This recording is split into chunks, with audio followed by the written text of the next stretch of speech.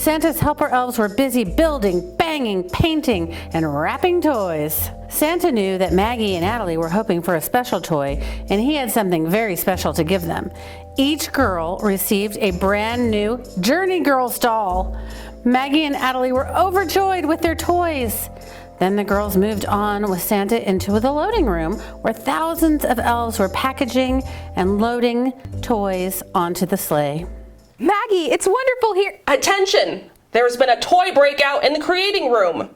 Uh-oh. Ho, ho, ho. I better go. Wait, Santa, we need to get home. Seconds later, the girls were alone in the packaging room. But then Natalie heard something from a nearby side room. Who's there? All of a sudden, a dog jumped out of the room. The dog started licking Maggie's face. Hey, stop! What's his name? Maggie took a look at the dog and spotted a shiny collar around the dog's neck. Maggie grabbed the bone-shaped collar and read it. His name is Jingles. Oh my gosh, he must be Santa's dog. No way, we gotta tell Santa. Maggie and Natalie went to the creating room. What they saw, they would remember for the rest of their lives. A truly magnificent sight. There were machines and elves working their hardest, stitching teddy bears, giving little dolls clothes. Quick, we have to find Santa. Over there. They only got a glimpse of a big man in a red suit. It's Santa!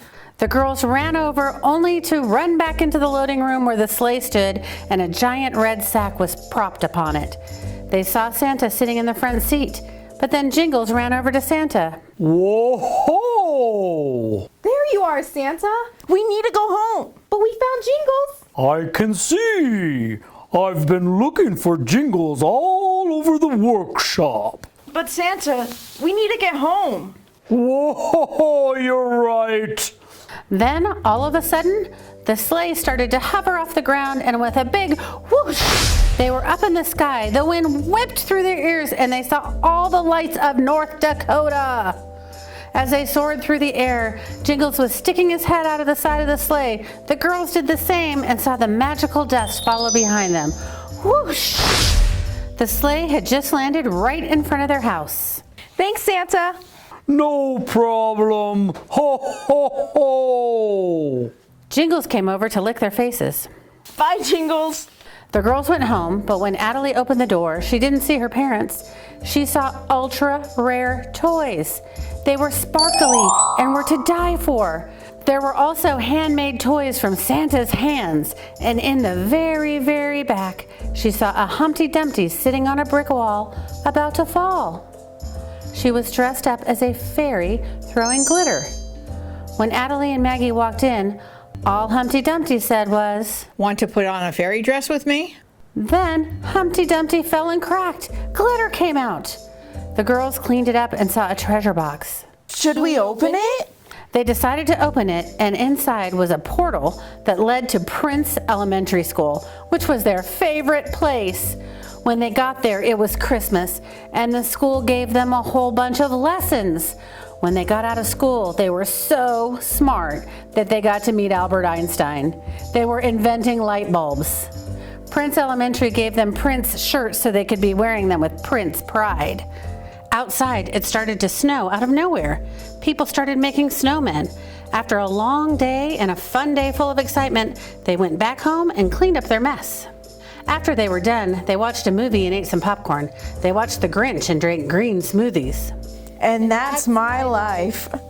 A few years later, Maggie and Natalie were getting ready to celebrate their 13th birthday. This would be the day they would choose their form or animal.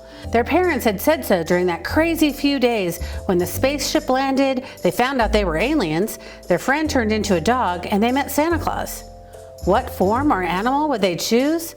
Everyone wanted to know, but the girls had kept their decision a secret.